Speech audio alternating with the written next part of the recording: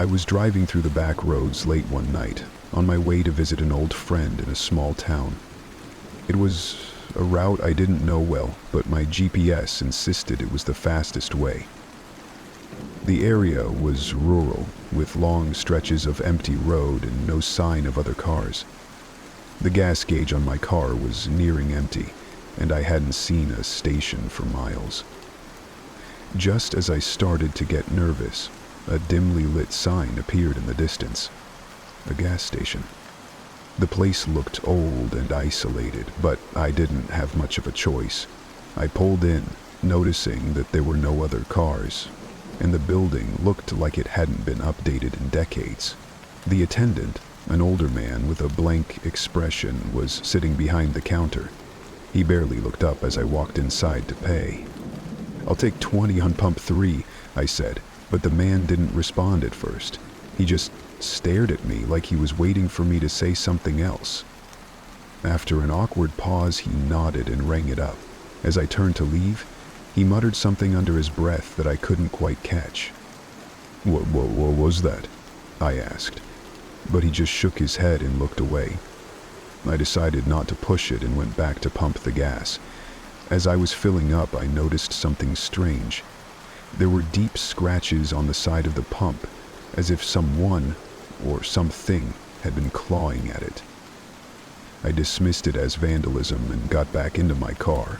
Before I could drive off, I noticed a figure standing at the edge of the station's lot. It was hard to make out in the darkness, but it didn't look like they belonged there. They were just standing there, motionless, watching me. I told myself it was nothing, maybe just another traveler, and drove off. But I couldn't shake the feeling that I was being followed. The road ahead seemed darker than before, the headlights barely cutting through the thick night. As I drove, I kept glancing in my mirrors, half expecting to see someone behind me, but the road was empty. That was when I noticed my GPS had lost signal. It was just me, alone, on an endless stretch of highway. After about 10 minutes, I saw something up ahead. A car parked on the side of the road with its hazard lights on. I slowed down, thinking I should stop to help, but as I got closer, I noticed something that made my stomach drop.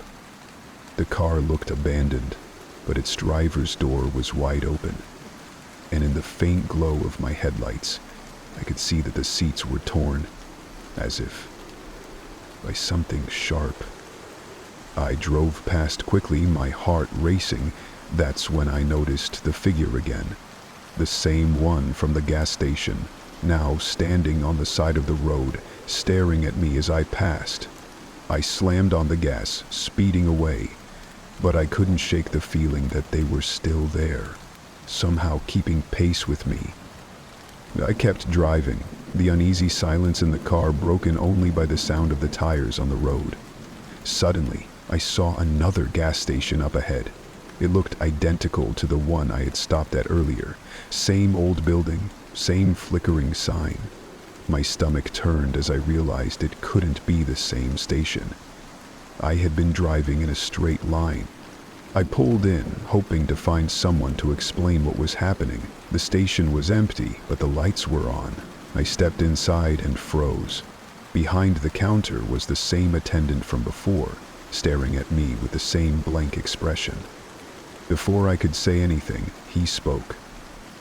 "You didn't leave," he said. His voice was low, almost like a growl. "You should have kept driving." Before I could respond, I heard the sound of footsteps outside, heavy and slow. I turned toward the door but couldn't see anything in the darkness.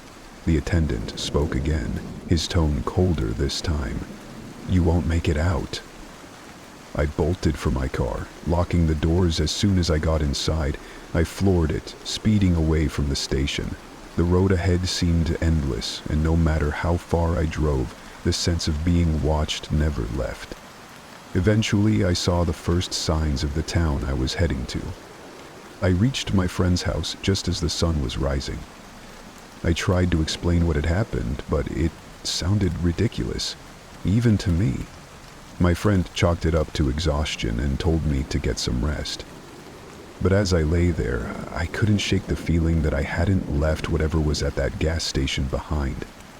It felt like it was still out there, waiting for me to make a wrong turn.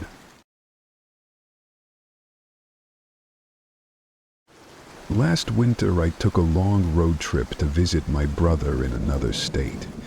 The drive was supposed to take about 9 hours, but a mix-up with my GPS put me on back roads that added hours to my trip. By the time I realized the mistake, it was late, and my gas gauge was dangerously low. Eventually, I saw the dim lights of a gas station up ahead. It was the only building for miles, isolated in the middle of nowhere. I pulled in, relieved, though the station looked like it hadn't seen much business in years. Inside, the cashier, a man in his late 40s, watched me closely as I walked in. He had this blank stare, like he was sizing me up. "You're out late?" he said, his tone flat. I brushed it off, paid for gas, and went back to my car to fill up. As I was pumping gas, I noticed another car pulling in, an old sedan with tinted windows. The car parked at the pump farthest from mine, and no one got out. I thought that was odd, but I focused on finishing up and getting back on the road. Before I left, I decided to grab some snacks. Inside the station, I realized the cashier was no longer behind the counter. I didn't think much of it until I heard faint voices coming from somewhere behind the shelves. It sounded like he was talking to someone, but I hadn't seen anyone else go inside. When I turned to leave, the sedan's driver was standing just outside the door, watching me through the glass. I froze. He didn't move, didn't say anything, just stared. I quickly paid and walked out, trying not to look at him. By the time I reached my car, he was back inside his vehicle, engine running, but the headlights were off. I pulled out of the station, keeping my eyes on the road. In my mirror, I saw the sedan pull out a moment later, keeping a steady distance behind me. At first, I told myself it was just a coincidence. The sedan wasn't necessarily following me. It could have been heading in the same direction. But after about 10 minutes, the car was still there, matching my every turn. I sped up slightly, testing the driver. The sedan sped up too. My chest tightened as I realized this wasn't random. I tried calling my brother, but there was no service. I was alone. I remembered passing a sign for a rest stop a few miles back. I decided to double back, hoping the sedan wouldn't follow. But as I made a U-turn, so did it. At this point, panic was setting in. When I finally reached the rest stop, it was empty except for a few parked trucks. I pulled in and parked near one of the trucks, hoping the driver might help if things got bad. The sedan pulled into the lot, but didn't park. It idled at the entrance, its tinted windows hiding whoever was inside. I sat in my car trying to decide what to do. After what felt like an eternity, the sedan's headlights flashed, and it slowly backed out of the lot, disappearing down the road. I waited a few minutes before getting back on the highway. My relief was short-lived. About 10 miles later, I saw headlights in my rear-view mirror. It was the sedan. It stayed behind me for another few miles before speeding up and pulling into the opposite lane.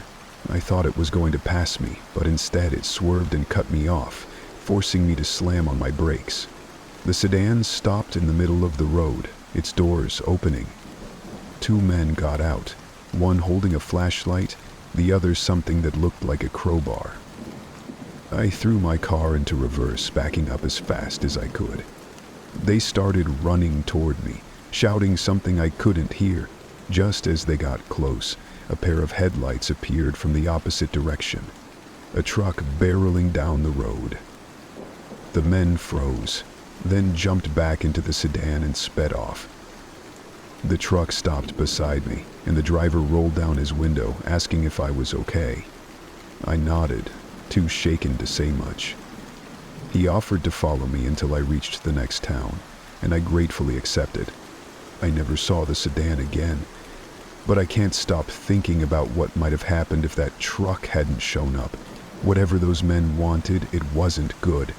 I've avoided back roads and late-night drives ever since.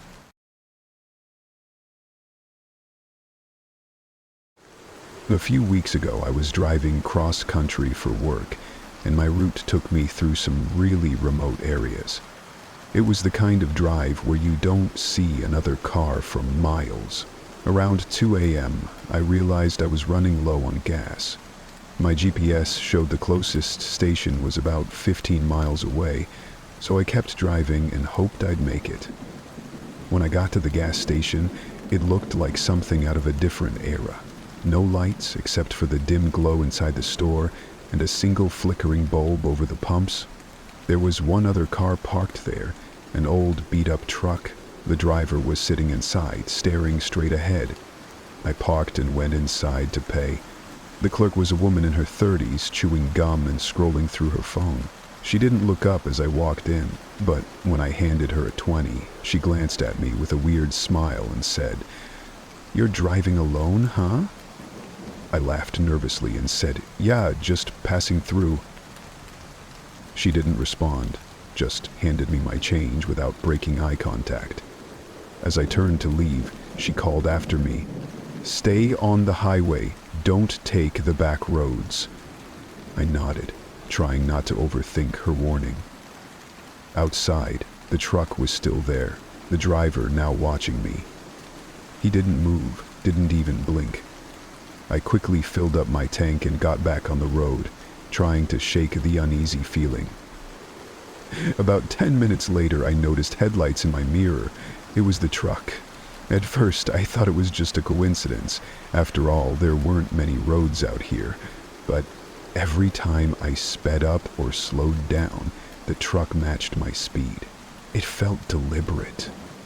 After another 10 minutes of the truck tailing me, I decided to test if it was really following me. My GPS was suggesting an alternate route, a back road that cut through the woods.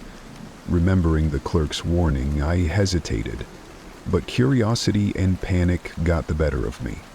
I took the turn. The road was narrow and winding with no street lights. The truck followed me. My heart was racing as I kept driving, hoping the road would eventually spit me back onto the highway. Instead, it felt like I was going deeper into nowhere. About a mile in, the truck's headlights disappeared. I slowed down, confused and uneasy, but kept moving. Then I saw something ahead, a figure standing in the middle of the road. I hit the brakes and honked, but they didn't move. I couldn't make out their face, but I could see they were holding something long in their hand. A crowbar or maybe a bat? Before I could react, I heard footsteps outside my car. Someone was approaching from behind.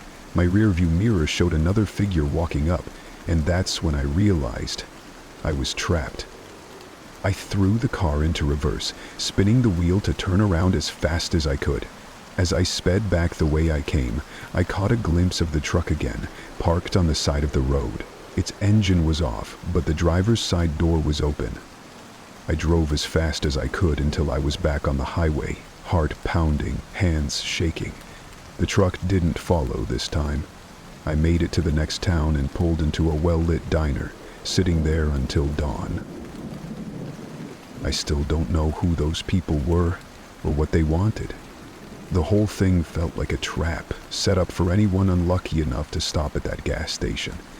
I've replayed the night in my head 100 times, and I'm convinced that if I hadn't turned around when I did, I wouldn't be here to tell the story. Now, whenever I drive through rural areas, I make sure my tank is full and avoid stopping at gas stations in the middle of nowhere.